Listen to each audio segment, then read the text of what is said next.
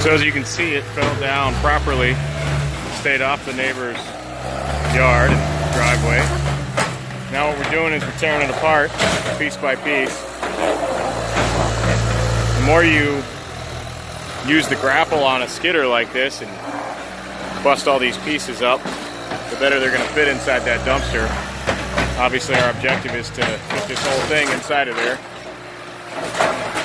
Might be able to make it, might need a second dumpster too.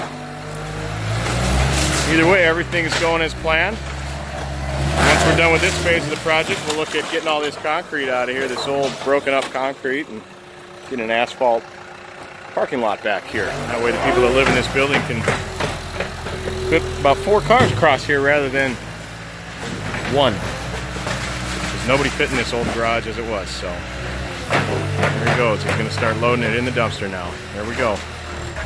All right.